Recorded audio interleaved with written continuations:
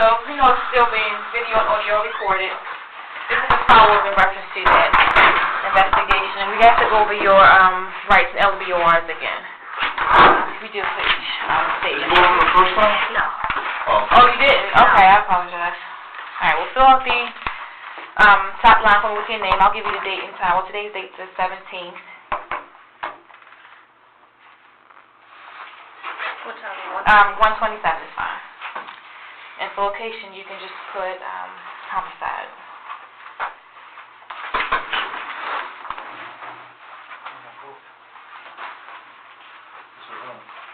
Your book? Oh, okay.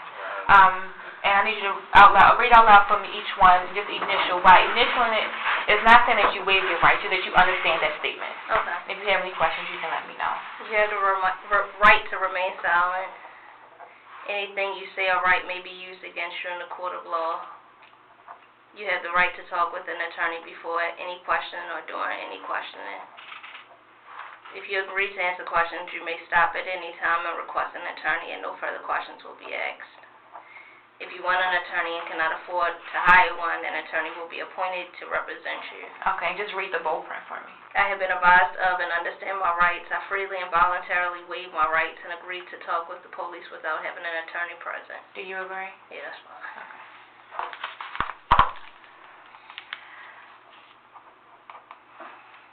No, that's me. All right, this one is the LEBOR, right? L-E-O-B-R. Yeah, LEBOR, right. A little bit more detail, but I need you to read over each one and initial that you understand. If you have any questions, just let me know. You need me to read it out loud? No. Oh. Have you had these before, this LEOBRs? Are you familiar with it? Yeah, I have. Oh, Yeah. okay.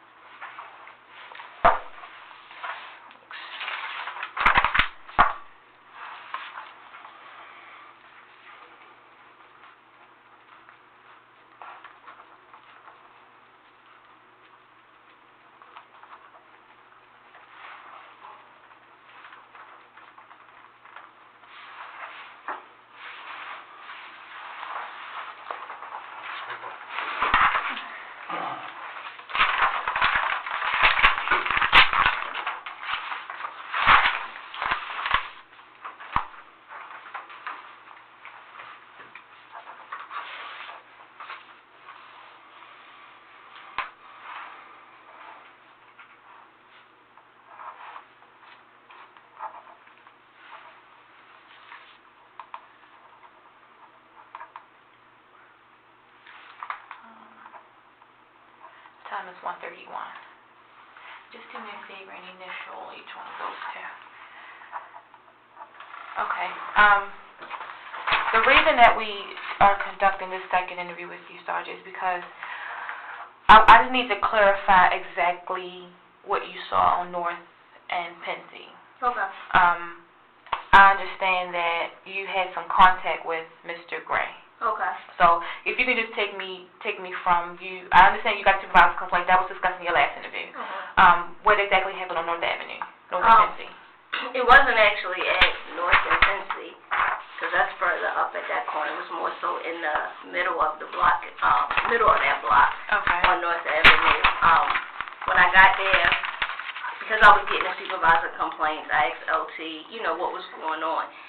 Because I was getting supervisor complaints. At that time, he said, the gentleman's in the wagon, you can go over there and speak with them.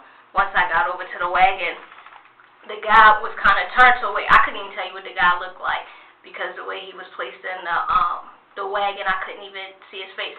So the little part in the black thing on the back of the wagon, I stepped up there and I'm like, sir, what's going on? He wouldn't say anything. So I'm just thinking, he's just being non-compliant because of, the contact that he had with the police. So I'm like, sir, you want to talk about what's going on? still didn't say anything. So at that point, I just kind of left it alone and then exited, came down off the black part of the wagon, little step stool type thing. Okay. How was he seated? Was he on the bench at this point, or was he on the floor? He was on the floor. Okay. Like in between the wall and the seat, he was kind of like seated like this with his head kind of down with the cuffs behind him. Okay. Could you see his face? No, I couldn't Okay. see what he looked like. Okay. At that point, did anybody ask if he needed a medic at that point? Not that I recall. Once I came down from that part, then I left. Okay. Yeah. Had you had any other contacts, any other conversations about him needing a medic with any other officers on scene? No. None whatsoever? No. Okay. The whole medic conversation didn't come up with me until I got back to the Western District. And what was that conversation? Once I got back to the Western District, they were right at the back where you let the prisoners out. I was exiting my car, and they were trying to attempt to get them out of the wagon. It appeared to look, and so I said, I asked them like, what's going on, and then they was like, we're trying to get this guy situated, and then so I can't remember which officer it was because I was coming from my vehicle, walking towards that way. It was kind of like they were like, is he breathing?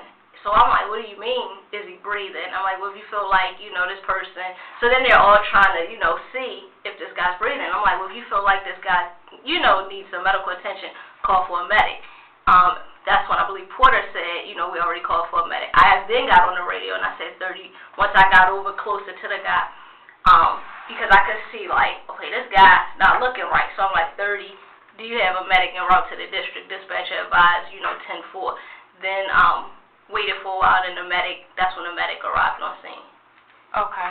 We have information, we were given information that on North Avenue, a conversation was held in reference to a unit being advised that if they felt if he needed a medic to drive them straight to Bon Secours. Is that usually what you guys, how it's done, instead of calling for a medic, or do you? That I'm not familiar with, no. Okay. Detective Anderson, am I missing?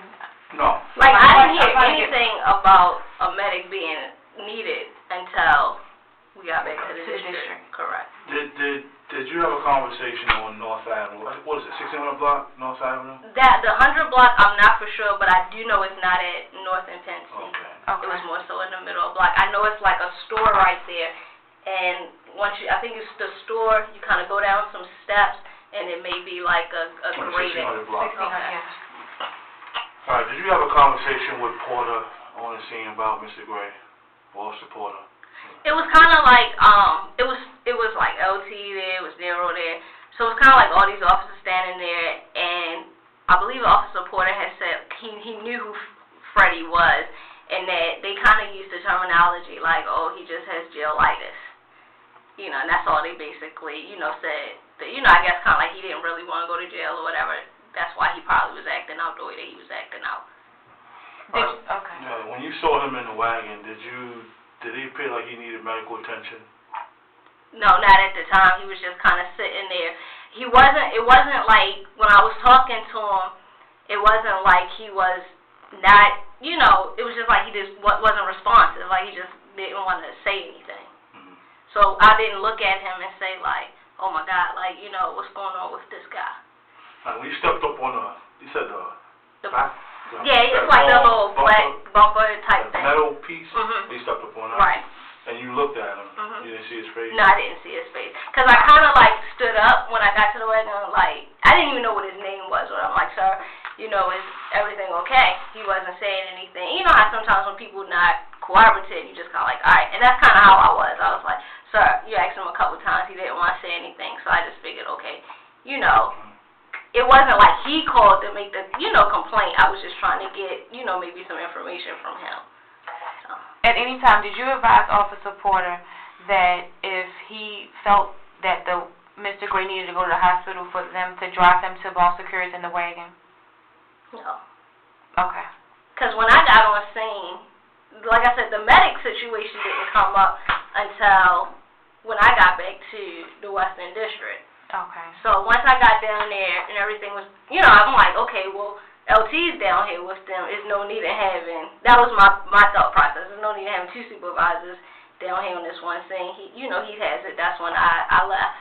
Okay. Because I came down with Officer Wood. Like, I jumped in the car with him because how it originally came out was like needing, get some more officers because a crowd was forming up.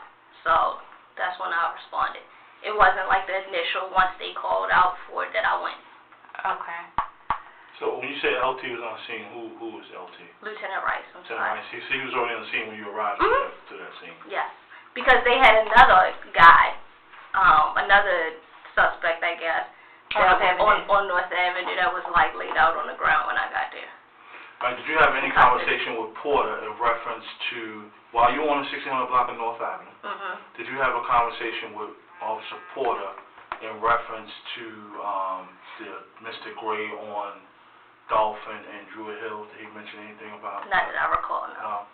I just remember him saying he knew who he was, I guess, just from working that area. But I really wasn't, like, I guess, focused in, kind of like, because it was like, LT was talking to me, like, Porter was talking to me, and it was just kind of more so, like, just referencing, like, him from the area or something.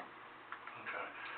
And also... Because at that time, that's when I kind of went over to see what was going on with the guy in the wagon, to see if I could get anything from him. Is there a reason why you didn't call a medic for him?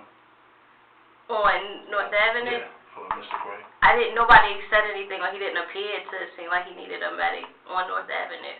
How much time did you spend with Mr. Gray on Not that long. It probably wasn't even 5 minutes, if that. Okay. I understand you had the supervisor's complaint. What was that complaint about? Well, the first, I think it was like 2 complaints that came out or whatever. You got both of them? Okay. And I gave them to, copies of them to Sergeant Gaines. The first one, I believe, I'm not sure the order in which they came in. One came for, it was anonymous, the complainant didn't want to, it was no name on it, nobody, just came out that, like a fight or something in the area of, I believe it's like the 1600 block of Mount, which is kind of like that Gilmore Homes area. Went through that area, nobody was out there, when I was getting ready to do the supervisor complaint. So that was real vague, that complaint. Then the second one came out, and I tried attempting to call that guy back, never could get in contact with him. That one came out for Pennsylvania and Fulton, that he had video of officers, and I guess like a guy getting into it. But I don't know, when that one came out, once I got down on North Avenue and they had the other guy, it was real vague in a sense of what he had footage of. He didn't say what guy or whatever the case may be. Did you get a chance to speak with anyone in reference to that complaint at all? No. Okay. And that's when I forwarded that information on to Sergeant Gaines. Okay. Detective, anything further? No. Okay. This will conclude this recorded statement. Today's date is April 17th, 2015. The time is 1:41 p.m. Okay. Step up.